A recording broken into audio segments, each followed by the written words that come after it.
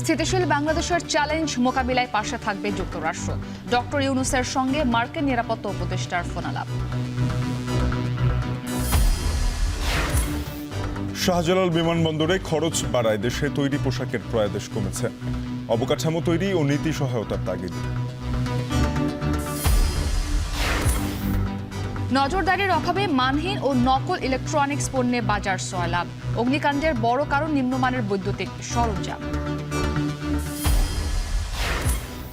রেলপথে দূরত্ব কমল ঢাকা খুলনার, সময় লাগবে মাত্র 4 ঘন্টা। সকাল 6টায় যাত্রা করেছে জাহানাবাদ এক্সপ্রেস।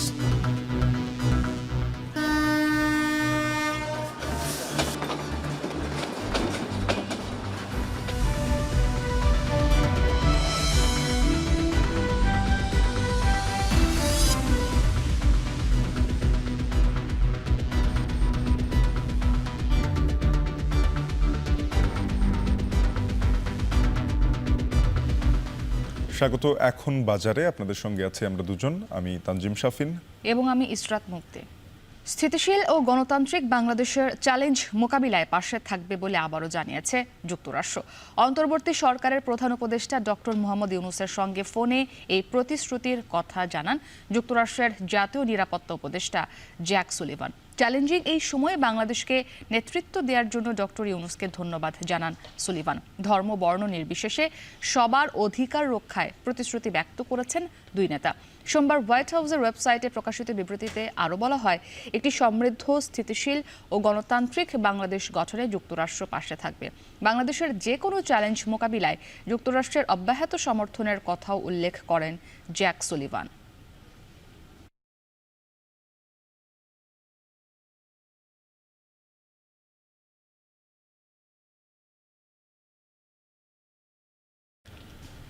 চুয়ান্ন বছরে পরিণত স্বাধীন দেশে এখনো অপরিণত জল কিংবা আকাশপথের রপ্তানি অবকাঠামো।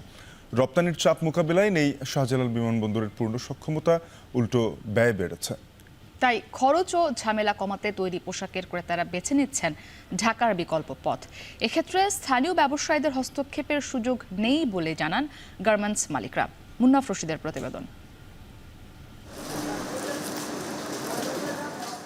70 দশকের শেষের দিকে দেশ থেকে প্রথম রপ্তানি হওয়া 10,000 পিস তৈরি পোশাকের বাজার এখন $4,500 কোটি ছুঁয়েছে, যা বর্তমানে মোট রপ্তানির প্রায় 84%।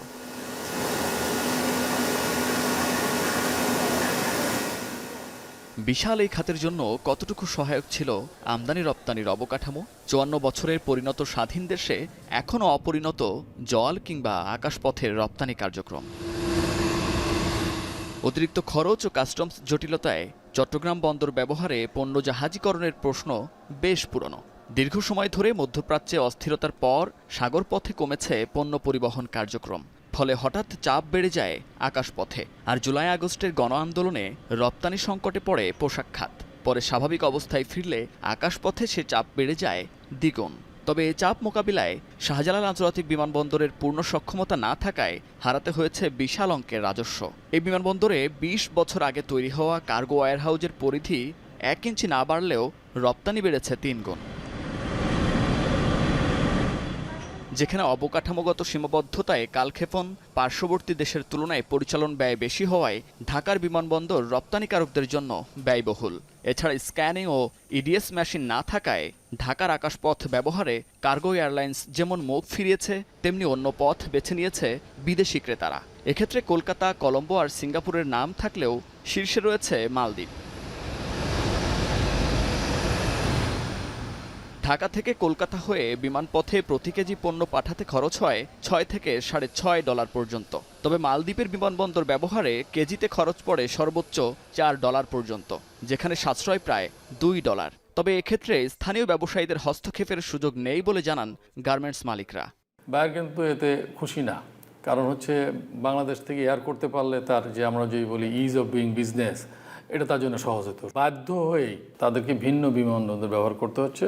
বায়াররা চায় যে আমাদের সক্ষমতা বৃদ্ধি হোক, যেন বাংলাদেশ থেকেই এয়ারে গুডস যায়। বাংলাদেশে এয়ার ফ্রেট চার্জটা অনেক বেশি, তো যার কারণে ওই বায়াররা তখন ওই চার্জটা কম দেওয়ার জন্যই এখান থেকে দুবাই, কলম্বো বা দিল্লি হয়ে তারা ওখান থেকে এটা ফ্লাই করাইতো। বায়ারের উপর কিন্তু আলটিমেট একটা চাপ মানে যাচ্ছেই, তো সেই কারণেও বায়াররা অনেক সময় মানে বাংলাদেশ থেকে অর্ডার অন্যদিকে সরাই নেওয়ার জন্য মানে উদ্গ্রীব হয়ে যায়।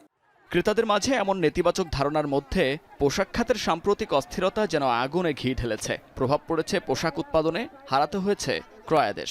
অবশ্যই কিছু অর্ডার শিফট হয়েছে, বাট পরিস্থিতি যখন উন্নতি হবে বা উন্নতির দিকে যাচ্ছে, বায়ার কিন্তু আবার ঘুরে আসার চেষ্টা করবে, আসবে। যদি ওইখানে বায়ার বেটার প্রাইস বা ভালো সার্ভিস পায়, তাহলে কিন্তু তারা আর আসবে না। 20% সবসময় তারা হাতে রাখে। এই 20% তারা ওই সময়কার সিচুয়েশন বুঝে কোন দেশে পরিস্থিতি ভালো দিলে তাড়াতাড়ি এই অর্ডারটা উঠে আনতে পারবে এবং চার্জ কম পড়বে, এগুলি তারা তখন ক্যালকুলেশন করে কইরা ওই 20% অর্ডার ওইসব দেশে তখন শিপ করে ফেলে। ক্রয়াদেশ হারানোর বিষয়টি সাময়িক উল্লেখ করে অর্থনীতিবিদরা বলছেন, আকাশপথে রপ্তানি কার্যক্রম বাড়াতে বিমানবন্দরের সক্ষমতা বৃদ্ধির পাশাপাশি কাস্টমস সমস্যা সমাধানের তাগিদ তাদের। যদি আমাদের দেশের ব্যবস্থাপনা ভালো হতো এবং আমরা যদি আমাদের বিমানবন্দর ব্যবহার করে যদি এই এয়ার কার্গোগুলো পাঠাতে পারতাম, বাংলাদেশ দেখুন বাণিজ্যের দিক থেকেও আমরা খুব ভালো করতে না পারলেও আমরা কিন্তু যথেষ্ট একটা বড় বাণিজ্যকারী দেশ আর কি, আপনি রপ্তানি বাণিজ্য আমদানি বাণিজ্য মিলিয়ে।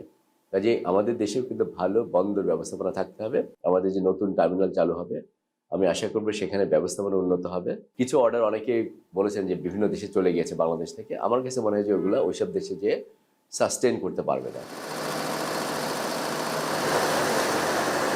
তৈরি পোশাক খাতের নানা অস্থিরতার মধ্যে নভেম্বর পর্যন্ত ইতিবাচক ধারায় রয়েছে পোশাক রপ্তানি। গেল 2023-24 অর্থ বছরের তুলনায় এ সময় প্রবৃদ্ধি হয়েছে প্রায় 12.5%।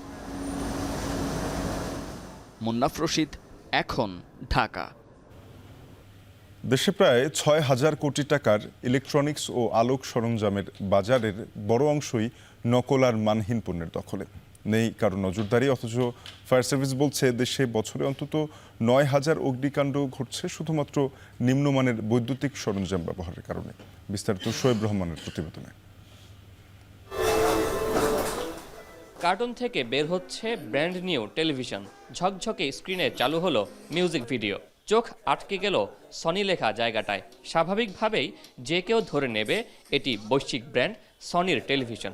আদতে এটি সনি ব্র্যান্ডের কোনো টেলিভিশন নয়, শুধুমাত্র নামটি ব্যবহার করা হয়েছে সনির।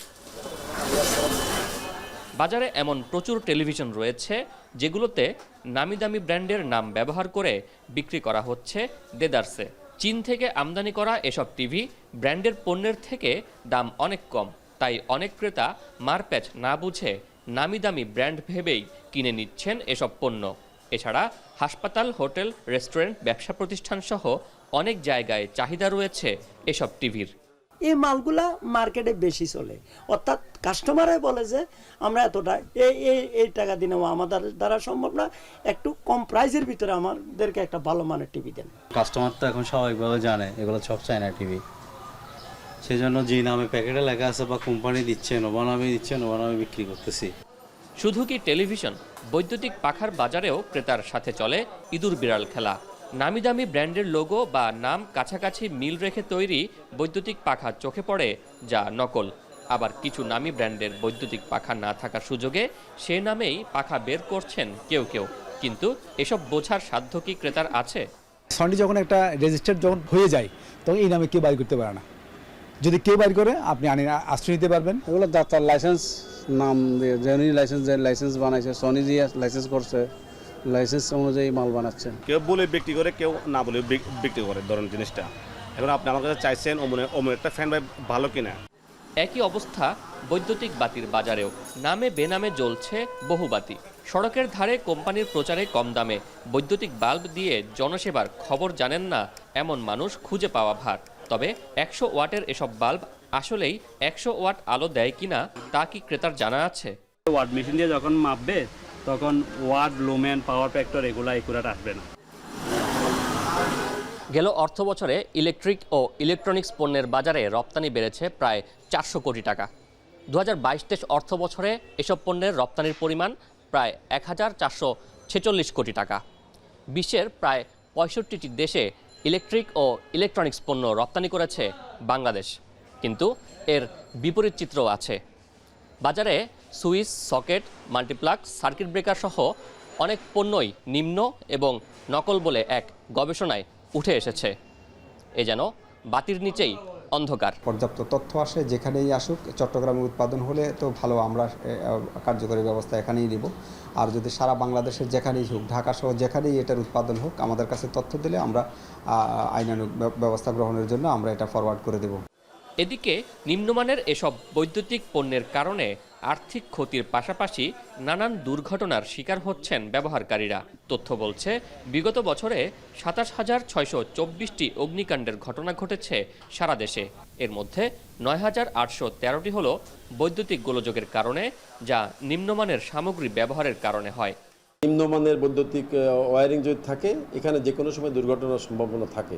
ফায়ার সেফটি প্ল্যানের করতে বলা হয়েছে এবং অনেক জায়গায় করা হয়েছে, কিন্তু স্ব প্রতিষ্ঠানের মালিকগণ এটির জন্য দায়ী। দেশে বৈদ্যুতিক সরঞ্জাম ও বাতির বাজার প্রায় ৬,০০০ কোটি টাকার। এ বাজারে নকল পণ্যের রমরমা বাণিজ্য ঠেকাতে ব্যবস্থা নেওয়ার দাবি ক্রেতা ও ব্যবসায়ীদের। শোয়েব রহমান, এখন, চট্টগ্রাম। প্রথমবার নতুন পথে খুলনা থেকে ঢাকার উদ্দেশ্যে সকাল ৬টায় ছেড়ে গেছে জাহানাবাদ এক্সপ্রেস ট্রেন। এই মুহূর্তে নড়াইল স্টেশনে যাত্রাবিরতি চলছে। এ বিষয়ে আরও জানাতে সেখান থেকে আমাদের সঙ্গে যুক্ত হয়েছেন তরিকুল ইসলাম। তরিকুল, একটু জানতে চাই যে জাহানাবাদ এক্সপ্রেস ট্রেনটি কি ৪ ঘন্টায় আসলে ঢাকায় পৌঁছাতে পারবে কিনা, এবং সেবার মান নিয়ে যাত্রীরা কি বলছেন, তারা কি সন্তোষ?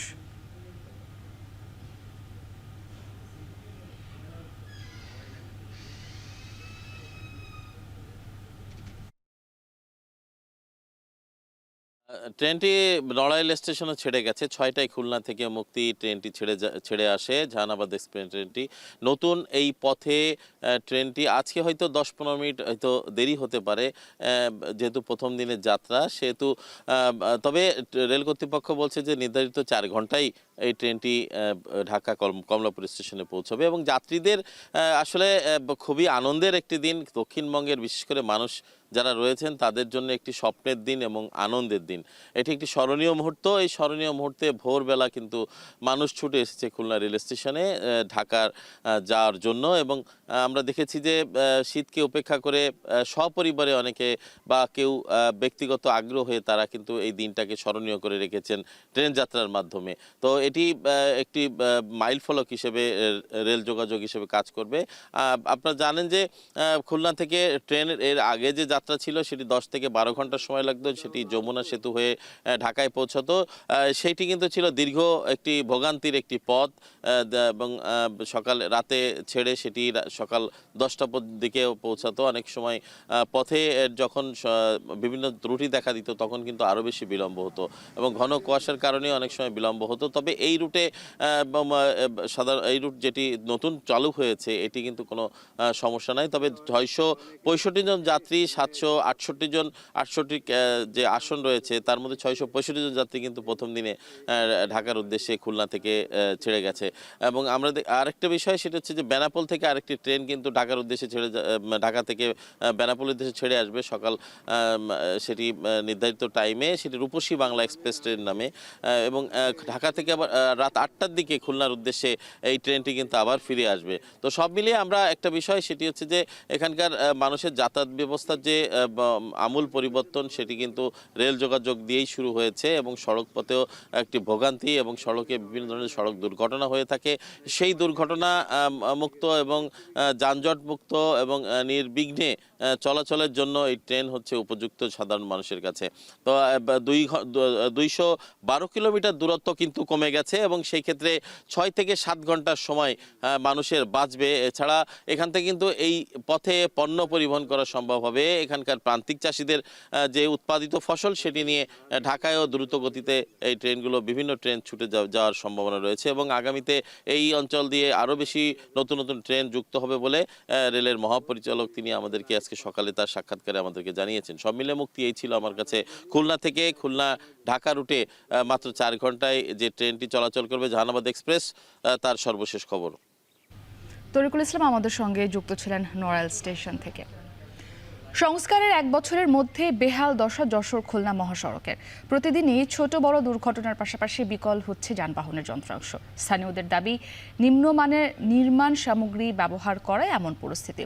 সড়ক বিভাগ বলছে খুব দ্রুতই শুরু হবে সংস্কার কাজ। পাশাপাশি অনিয়মের বিষয়ে মন্ত্রণালয় ও সংশ্লিষ্ট ঠিকাদারকে চিঠি দেওয়া হয়েছে। রিপন হোসেনের তথ্য ও এনামুল হকের ছবিতে বিস্তারিত। সড়কের কোথাও বড় বড় গর্ত, আবার কোথাও উঠে গেছে বিটুমিন। ঝুঁকি নিয়ে প্রতিনিয়ত চলাচল করছে যানবাহন। কয়েক দফায় মেয়াদ বাড়িয়ে 2017 সালে পুনর্নির্মাণ ও সম্প্রসারণ করা হয় যশোর খুলনার এই মহাসড়ক। দুটি প্যাকেজে 321 কোটি টাকা ব্যয়ে 38 কিলোমিটার সড়কটি নির্মাণ কাজ শেষ করে ঠিকাদার প্রতিষ্ঠান মাহবুব অ্যান্ড ব্রাদার্স ও তমা কনস্ট্রাকশন অ্যান্ড কোম্পানি। অথচ এক বছরের মধ্যে আবারও চলাচলের অনুপযোগী হয়ে পড়েছে সড়কের 10 কিলোমিটার অংশ। গাড়ি ঘোড়া রাস্তা চালাতে খুবই সমস্যা হচ্ছে। রাস্তা ভাঙাছিল, গাড়ি ঘোড়া ড্যামারেজ আছে, মেলা পাতি ভাঙছে, ইঞ্জিনের ড্যামারেজ আসছে। নোয়াপাড়া রেলগেটের এই রাজারহাট পর্যন্ত অবস্থা একেবারেই খারাপ। সাধারণ জনগণের চলাচলের জন্য খুবই সমস্যা। সময় ধুলো আর কাদা পানির অবস্থায় আমরা এই রোড দিয়ে চলতেই পারতেছি না। সাধারণ জনগণ তো চলতেই পারতেছে না। খাদ্য খাবার নষ্ট হচ্ছে, মানুষের ব্যবসার প্রতিষ্ঠান নষ্ট হচ্ছে। স্থানীয়রা বলছেন, রাজধানী সহ দূরপাল্লার 32টি রুটে যানবাহন চলাচল করে এই সড়ক দিয়ে। এছাড়া বেনাপোল স্থলবন্দর, দর্শনা স্থলবন্দর, নাওয়াপাড়া নদীবন্দর ও মোংলা সমুদ্র বন্দরগামী হাজারো যানবাহন প্রতিনিয়ত যাতায়াত করছে এই সড়কে। তবে সড়কের বেহাল দশায় ঘটছে ছোট বড় দুর্ঘটনা। নদীতে ঢেউ খেলে যেরকম গোটা রাস্তা সেরকম ঢেউ খেলেছে। এখন খানাখন্দে এবং পাহাড়ে টিলায় ভরে গিয়েছে। রাস্তা দেখলে কান্না আসে, কারণ এত টাকা ব্যয় করে যে রাস্তা তৈরি হয়েছে সে রাস্তা তো আসলে পুকুরের ন্যায় অবস্থা। মহাসড়কে চলার মতন কোনো উপায় নেই। নিম্নমানের সামগ্রী দিয়ে এই সড়কটি নির্মাণ করা হয়েছে। যশোর খুলনা মহাসড়ক সংস্কারে পুনরায় উদ্যোগ নেওয়া হয়েছে। পাশাপাশি সংস্কারের অনিয়মের বিষয়ে মন্ত্রণালয় ও সংশ্লিষ্ট ঠিকাদারকে চিঠি দেওয়া হয়েছে বলে জানান কর্মকর্তারা। আমরা এই রাস্তাটা কিন্তু 4 লেন করার ব্যাপারে 4 লেনের ল্যান্ড ও ভূমি অধিগ্রহণের ডিপিপি আমরা সড়ক ভবনে প্রেরণ করেছি। সড়ক ভবন থেকে হয়তো মন্ত্রণালয়ে যাবে। এটা আমরা ঠিকাদারকে যেই ঠিকাদার কাজ করেছিল এই ঠিকাদারদের বিরুদ্ধে আমরা তাদের জামানত বাজেয়াপ্ত করার জন্য আমরা ঊর্ধ্বতন কর্তৃপক্ষের নিকট অনুরোধ করেছি। এখন যশোর। রাজশাহী অঞ্চলে কৃষির উৎপাদন বাড়াতে কৃষি ঋণের বরাদ্দ 38,000 কোটি টাকা। কিন্তু ঋণ প্রক্রিয়ার নানা জটিলতায় সরকারি এই সুবিধা না পাওয়ার অভিযোগ কৃষকদের। তাই অনেকটা বাধ্য হয়েই 4% পরিবর্তে 5 গুণ বেশি সুদে ঋণ নিতে হচ্ছে কৃষকদের। এমন অবস্থায় ব্যাংকগুলোকে কৃষি ও পল্লী ঋণ নীতিমালা অনুসরণের পরামর্শ বাংলাদেশ ব্যাংকের। রাকিবুল হাসানের প্রতিবেদন।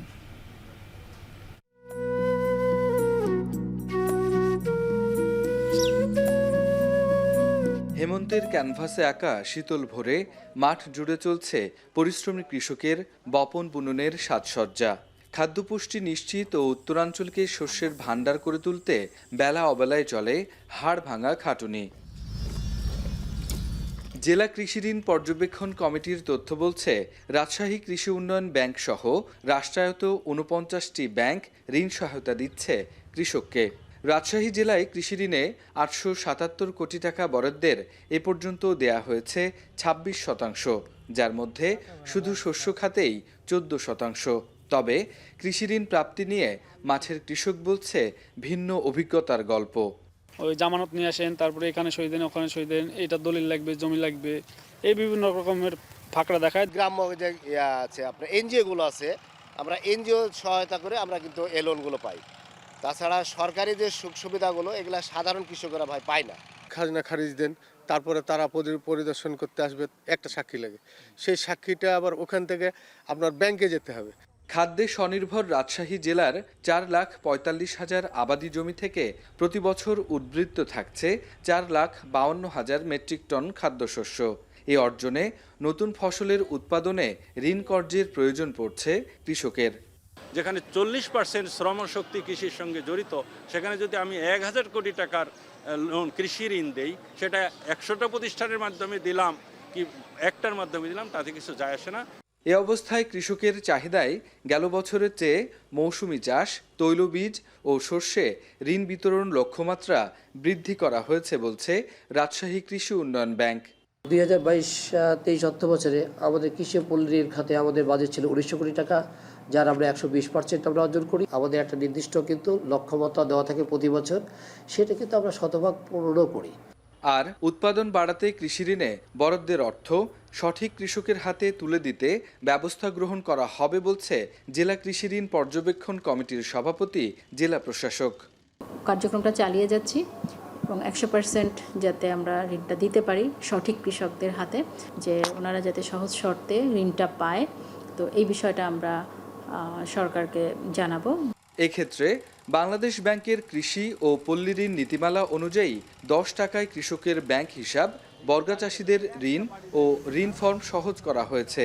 কৃষি ঋণ বিষয়ে অর্থাৎ লক্ষ্যমাত্রা, বিতরণ, আদায় বা এ সম্পর্কিত বিভিন্ন বিষয় নিয়ে প্রতি মাসে একটা মিটিং হয় এবং সেখানে কৃষি ঋণ নীতিমালা সম্পর্কিত বিষয়গুলো তারা সুন্দরভাবে ব্যাখ্যা করে বা কোনো ধরনের অভিযোগ কারো আছে কিনা বা নীতিমালা বুঝতে কোনো ধরনের মানে অস্বচ্ছতা আছে কিনা, মানে তারা বুঝতে হয়তো পারছে না, এগুলো কিন্তু তারা মনোযোগ দিয়ে শুনে এবং ওখানে তারা তাদেরকে সহায়তা করে আর কি। কৃষি ঋণ বিতরণে রাজশাহীর 49টি ব্যাংক গেল সেপ্টেম্বরে নিজেদের বরাদ্দের সর্বনিম্ন 17 থেকে সর্বোচ্চ 95% পর্যন্ত ঋণ দিতে সক্ষম হয়েছে। কৃষি ঋণ দেয় না তো আমাদেরকে, গরিব দুঃখীদেরকে দেয় না। তারা কিভাবে? রাজশাহী জেলায় এমন 1972টি গ্রামে অশ্রেণীভুক্ত এবং ভূমিহীন কৃষকের সংখ্যা 1,19,000, যেখানে ঋণের প্রয়োজন থাকা সত্ত্বেও তারা ঋণ পাচ্ছেন না। সেখানে 4% সুদের হারের পরিবর্তে 5 গুণ বেশি সুদ দিয়ে ঋণ গ্রহণ করতে হচ্ছে এমন বর্গা চাষিদের। তাতে এই উৎপাদন খরচে যেমন প্রভাব পড়ছে, একইভাবে প্রভাবিত হচ্ছে বাজার মূল্যে বিভিন্ন পণ্যের। রাকিবুল হাসান, এখন, রাজশাহী। কাল খ্রিস্টান ধর্মাবলম্বীদের সবচেয়ে বড় উৎসব বড়দিন। দিনটি ঘিরে রাজধানীর চার্চগুলোতে এখন সাজসজ্জা, বড় বড় হোটেলগুলো সেজেছে আলোকসজ্জায়। এভাবেই নানা আয়োজনের মধ্য দিয়ে বড়দিনের প্রস্তুতি নিয়েছে রাজধানীবাসী। শম্পা বিশ্বাসের প্রতিবেদনে দেখুন বিস্তারিত।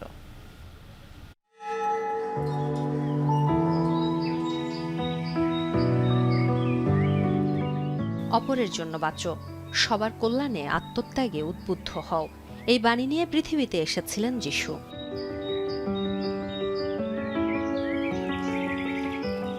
ঈশ্বরপুত্র যিশুকে বরণে কোনো কমতি রাখতে চান না খ্রিস্টান ধর্মাবলম্বীরা। বড়দিন উপলক্ষে রঙিন কাপড় আর আলোকসজ্জায় সাজানো হয়েছে রাজধানীর চার্চগুলোকে। প্রস্তুত করা হয়েছে গোয়ালঘর, শেষ হয়েছে অন্যান্য প্রস্তুতিও।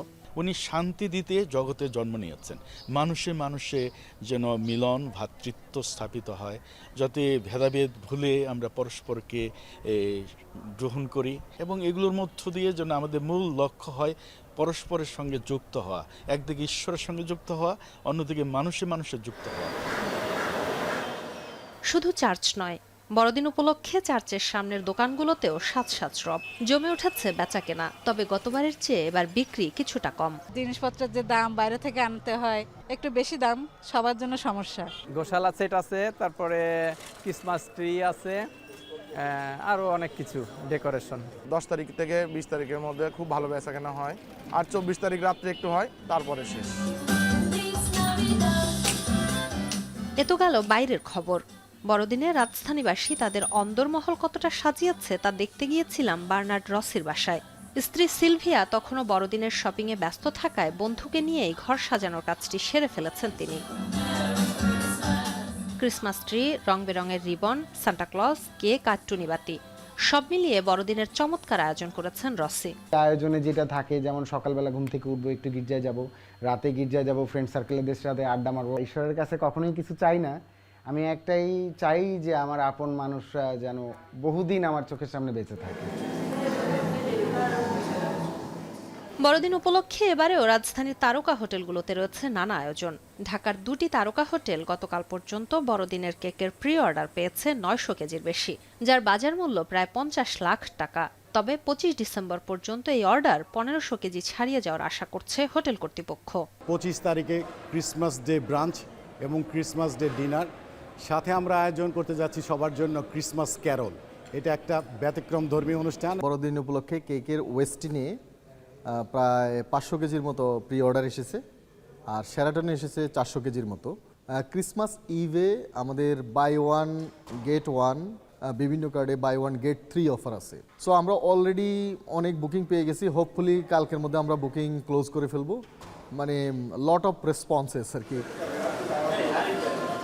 রাজধানীর তারকা হোটেলগুলোতে বড়দিন উপলক্ষে রয়েছে buy one get one offer সহ বিশেষ ক্রিসমাস কার্নিভাল।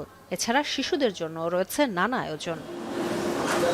প্রেম আর ভ্রাতৃত্ব, এই মূলমন্ত্র পৃথিবীতে ছড়িয়ে দিতে প্রভু যিশুর জন্ম হয়েছিল। খ্রিস্টান ধর্মাবলম্বীরা বিশ্বাস করেন যিশু তাদের সঙ্গে ঈশ্বরের পুনর্মিলন ঘটাবেন আর পৃথিবীতে ছড়িয়ে দিবেন শান্তির বার্তা। তাই তো সারা বছর ধরে যিশু ভক্তরা অপেক্ষা করেন বড়দিনের। শম্পা বিশ্বাস, এখন, ঢাকা। এদিকে বড়দিনের উৎসব পালনে বিশ্বের বিভিন্ন দেশেও চলছে শেষ মুহূর্তের প্রস্তুতি। এই দিনের বিশেষ চরিত্র গ্রেঞ্চের অবয়বে সেজে অপরাধীদের ধরছেন পেরুর পুলিশ। আবার তেল আবিবের রাস্তায় আন্দোলনে যোগ দিয়ে ট্রাম্পের পুতুল নিয়ে ঘুরছেন এক শিল্পী। সংযুক্ত আরব আমিরাত ও মিশরের মতো মুসলিম দেশগুলোতেও রয়েছে নানা আয়োজন। বাকিটা জানাবেন নাফিয়া আরমান মনন। বড়দিনের বিশেষ চরিত্র গ্রিঞ্চের অবয়বে হাতে হাতুড়ি নিয়ে এগিয়ে যাচ্ছেন এক ব্যক্তি। ঘরের দরজা ভাঙার সঙ্গে সঙ্গেই গ্রিঞ্চ ঝাঁপিয়ে পড়লেন মাদক চোরা কারবারিদের ওপর। প্রথম দেখায় সিনেমার দৃশ্য মনে হলেও পেরুতে বাস্তবে ঘটেছে এই ঘটনা। হলিডে সিজনে এভাবেই বিভিন্ন চরিত্রের পোশাক ও অবয়বে কাজ করছে পেরুর বিশেষ police unit টেরনা group.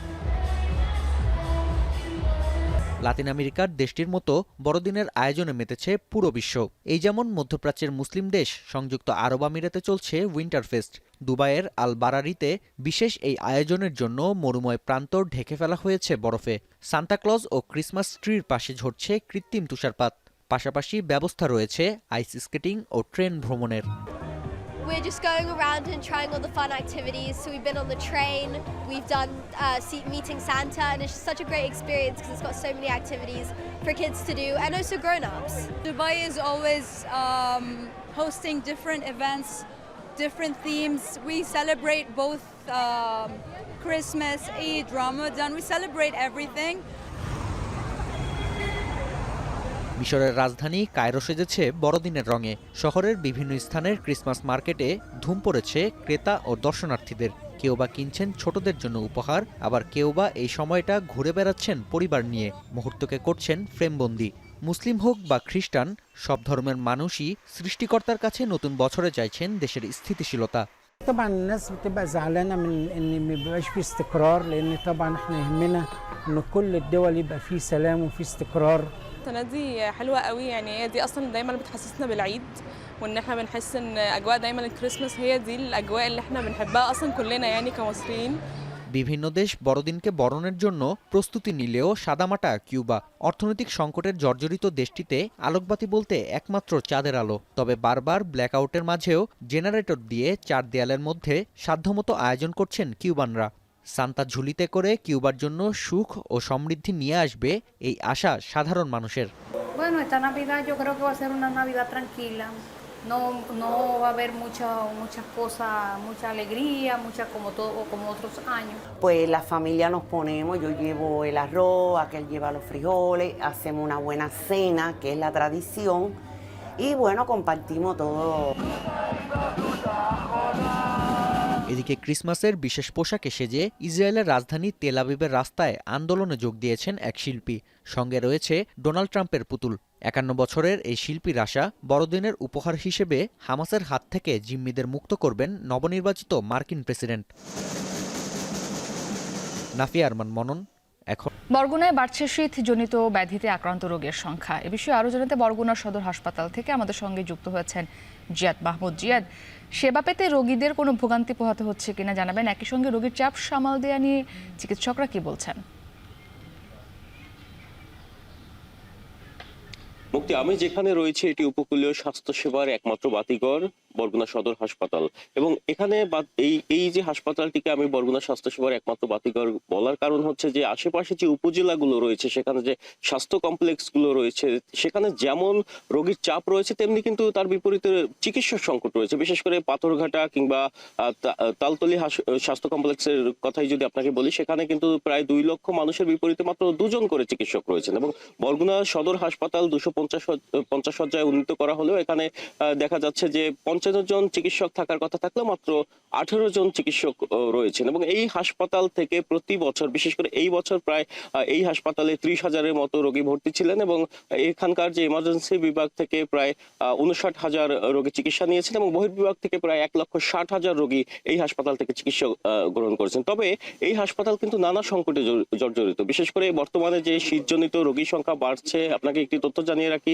Civil surgeon অফিসের তথ্য মতে বরগুনা জেলায় 1 নভেম্বর থেকে গতকাল পর্যন্ত প্রায় 3,000-এর মতো রোগী ঠান্ডাজনিত ব্যাধিতে আক্রান্ত হয়ে এখানে চিকিৎসা গ্রহণ করতে এসেছেন, এবং এখানকার যে সব রোগী আসছেন তাদের বেশিরভাগই শিশু এবং বৃদ্ধরা, এবং যাদের মধ্যে শ্বাসতন্ত্রের সংক্রমণে আক্রান্ত হয়ে প্রায় 596 জন রোগী এখানে চিকিৎসা গ্রহণ করেছেন, এবং একই সাথে শীতজনিত যে ডায়রিয়া, সেই ডায়রিয়ায় আক্রান্ত হয়ে প্রায় 1526 জনের মতো রোগী চিকিৎসা গ্রহণ করেছেন। তবে এই হাসপাতালে কয়েকদিন ধরে, মানে গত 7 দিন ধরে যে রক্ত পরীক্ষা, সিরিঞ্জ এবং যে অন্যান্য জীবাণুনাশক উপকরণ সহ অন্যান্য সরঞ্জামাদি সংকট রয়েছে, এবং এখানকার কর্তৃপক্ষের সাথে কথা হয়েছে। তারা আমাদের জানিয়েছেন যে ঠিকাদারি প্রতিষ্ঠান যারা এইসব সরঞ্জামাদি সরবরাহ করেন তাদের সাথে কথা হয়েছে, তারা দ্রুত সময়ের মধ্যে অন্তত ব্যবস্থা নেবেন, এবং এখানকার যে চিকিৎসক সংকট সে ব্যাপারেও এখানকার যে কর্তৃপক্ষ রয়েছেন তাদের সাথে কথা হয়েছে। তারা জানিয়েছেন যে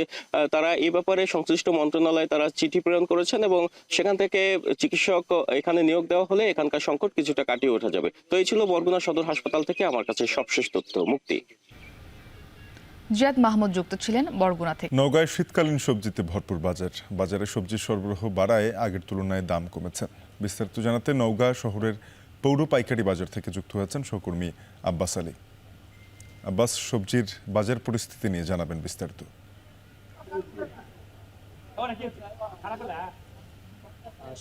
শীতকালীন বিভিন্ন ধরনের শাকসবজিতে বাজার ভরপুর অবস্থা, আর বাজারে এই শাকসবজির সরবরাহ বাড়ায় গত 2 সপ্তাহের ব্যবধানে সব ধরনের শাকসবজিতে কেজিতে 10 থেকে 20 টাকা পর্যন্ত কমেছে। আমি পৌর পাইকারি সবজির বাজারে, যেখানে আসলে কৃষকরা তাদের উৎপাদিত সবজি ভোর থেকে এই বাজারে বিক্রি করার জন্য নিয়ে আসছেন। এখনো আসলে তারা ভালো দাম পাওয়ার আশায় এখানে অপেক্ষা করছেন। তবে বাজারে নতুন যে সবজি রয়েছে, টমেটো, গাজর এবং খিরে এসেছে, এগুলোর দাম কিছুটা ছাড়া প্রতি কেজি পাইকারিতে বিক্রি হচ্ছে 60 থেকে 70 টাকা। তবে অন্যান্য যে সবজিগুলো রয়েছে সেগুলো প্রকারভেদে 10 থেকে 20 টাকা পর্যন্ত কমেছে।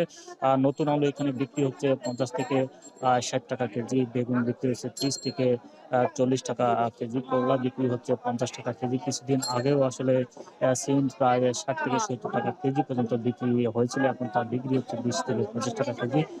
50 টাকা মূলা এখন বিক্রি হচ্ছে 20 থেকে 25 টাকা কেজি। যে ধনেপাতা আসলে 80 থেকে 90 টাকা কেজি ছিল, তা এখন বিক্রি হচ্ছে 25 টাকা কেজি। এছাড়া সবুজ শাক বিক্রি হচ্ছে 30 টাকা কেজি, মরিচ বিক্রি হচ্ছে 40 থেকে 50 টাকা কেজি, এবং ফুলকপি বাঁধাকপির কথা যদি বলি, যে কয়েকদিন আগেও আসলে প্রতি পিস 50 থেকে 60 টাকা বিক্রি হয়েছিল, তা এখন বিক্রি হচ্ছে 20 থেকে 22 টাকা পিস হিসেবে। এছাড়া পাতা পেঁয়াজ বিক্রি হচ্ছে 35 থেকে 40 টাকা কেজি হিসেবে, এবং মিষ্টি কুমড়া বিক্রি হচ্ছে 20 টাকা কেজি, এবং কাঁচা মরিচ বিক্রি হচ্ছে 40 থেকে 45 টাকা কেজি। যেহেতু এখন আসলে সবজির সরবরাহ বেড়েছে এবং দাম কমছে, দাম কমে আসার কারণে ক্রেতাদের মধ্যে কিছুটা স্বস্তি পেয়েছে। আর এই পাইকারি বাজারের দাম কমলে খুচরা বাজারেও দাম কমে যায়। তো এই ছিল আমার কাছে সবজি বাজার নিয়ে সবশেষ।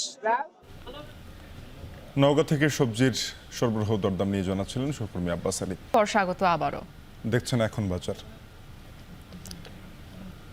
পক্ষাঘাতগ্রস্ত ব্যক্তিদের চলাচলের জন্য বিশেষ রোবট বানিয়ে তাক লাগিয়ে দিয়েছেন দক্ষিণ কোরিয়ার একদল বিজ্ঞানী।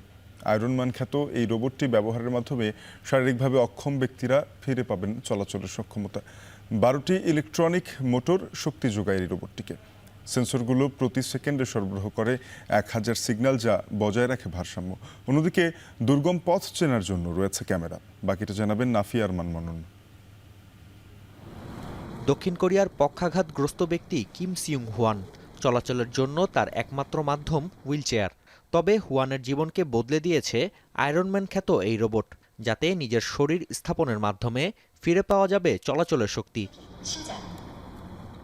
রোবটটি তৈরি করেছে Korea advance institute of science and টেকনোলজির একদল গবেষক।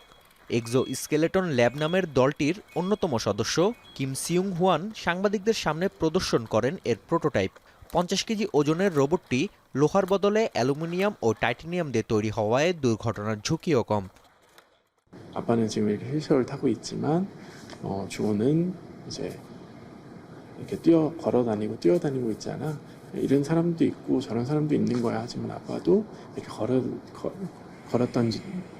걸을 수 있고 걸었던 적이 있었어라는 거를 좀 다양한 경험이라고 해야 될까요?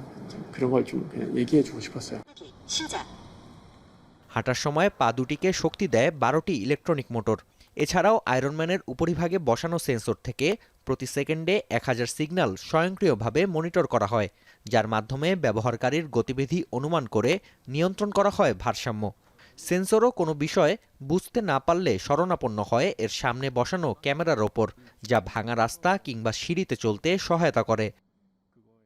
저희 로봇의 궁극적인 목표는 장애인분들의 일상생활에 녹아들여서 실제로 도움을 줄 수 있는 그런 로봇을 만드는 게 저희의 목표거든요.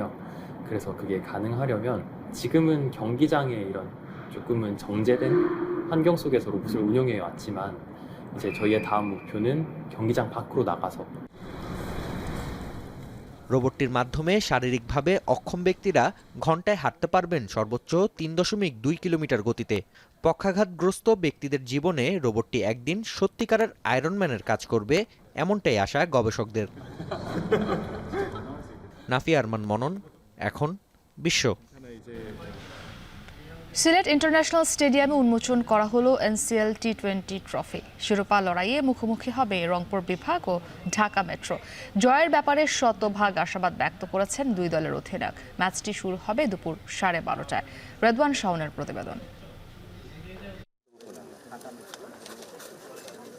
সিলেটে প্রথমবারের মতো এনসিএল টি20 ফাইনাল। মহারণের আগে ট্রফি হাতে দুই দলের দুই অধিনায়কের ফটো সেশনে যোগদান। ট্রফি হাতে ফটো সেশনে হাসি মাখা এই ছবি বলে দেয় ফাইনালের আগে চাপ মুক্ত দুই অধিনায়ক। এক প্রান্তে রংপুরের আকবর দ্য গ্রেট, অন্য প্রান্তে পুরো টুর্নামেন্টে মেট্রোকে ব্যাট হাতে সামনে থেকে নেতৃত্ব দেয়া ইনফর্ম নাইম শেখ। দুজনের কণ্ঠেই শিরোপা জয়ের বার্তা। ছোট টিম বড় টিম নাই, টি20তে মোটামুটি সব টিমই আপনি ইন্ডিভিজুয়াল ডেতে যারা ভালো খেলবে মাঠে তারাই রেজাল্ট পাবে। এবং ফর্মে তারা আছে, তাদেরকে যদি হারাতে হয় অবশ্যই আমাদের বেস্ট গেমটা খেলতে হবে। এবং স্পেশালি ওদের বোলিং ইউনিটের কথা বলবো, আলিস ভাই, রাকিবুল, রনি ভাই খুব ভালো বল করছে, তো তাদেরকে যদি বিট করতে হয় অবশ্যই আমাদের বেস্ট ক্রিকেটটা খেলতে হবে। প্লে অফে এসে এনসিএল টি20তে দেখা গেছে রান খরা। সিলেট স্টেডিয়ামে টানা ক্রিকেট ব্যস্ততায় ম্যাচে তুরুপের তাস স্পিনাররা। তবে রংপুর অধিনায়কের প্রত্যাশা ফাইনালে দেখা যাবে রান বন্যা। আমার কাছে মনে হয় যে আজকে খুব ভালো রোদ উঠেছে, তো আমি হোপফুল যে আরেকটু ভালো বেটার উইকেট আমরা পাবো এবং আরেকটু ভালো স্কোর হবে। বড় নাম না থাকলেও রংপুরের শক্তি টিম কম্বিনেশন। 16 উইকেট নিয়ে টুর্নামেন্টের দ্বিতীয় উইকেট শিকারী আলাউদ্দিন বাবু। ব্যাট হাতে ধারাবাহিক ক্যাপ্টেন আকবর। অন্যদিকে মেট্রো ক্যাপ্টেন নাইম শেখ এখন পর্যন্ত টুর্নামেন্টে টপ স্কোরার, করেছেন 300-র বেশি রান। আবু হায়দার, রনি, আলিস, রাকিবুল, মুসাদ্দেকরাও বল হাতে বদলে দিতে পারেন ম্যাচের মোমেন্টাম। মাঠে যেরকম সিচুয়েশন আসুক, তো আমি নিচে উপর থেকে as a top order batsman চেষ্টা করতেছি টিমকে ভালো একটা স্টার্ট দেওয়ার জন্য। আর অ্যাজ এ টিম লিডার আপনার তো একটা রেসপন্সিবিলিটি থাকে। রেদওয়ান শাওন, এখন সিলেট। শেষ করছি এখন বাজার। তার আগে শিরোনামগুলো জানাবো আরেকবার। স্থিতিশীল বাংলাদেশের চ্যালেঞ্জ মোকাবিলায় পাশে থাকবে যুক্তরাষ্ট্র। ডক্টর ইউনূসের সঙ্গে মার্কিন নিরাপত্তা উপদেষ্টার ফোন আলাপ। শাহজালাল বিমানবন্দরে খরচ বাড়ায় দেশে তৈরি পোশাকের ক্রয়াদেশ কমছে। অবকাঠামো তৈরি ও নীতি সহায়তার তাগিদ। নজরদারির অভাবে মানহীন ও নকল ইলেকট্রনিক্স পণ্যে বাজার সয়লাব। অগ্নিকাণ্ডের বড় কারণ নিম্নমানের বৈদ্যুতিক সরঞ্জাম। এবং রেলপথে দূরত্ব কমল ঢাকা খুলনার, সময় লাগবে মাত্র 4 ঘন্টা। সকাল 6টায় যাত্রা করেছে জাহানাবাদ এক্সপ্রেস।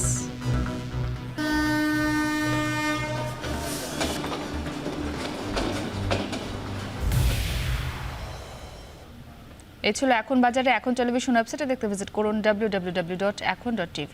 এছাড়া যুক্ত থাকুন ফেসবুকে facebook.com/tv.ekon এবং ইউটিউবে দেখতে ভিজিট করুন youtube.com/c/ekontv।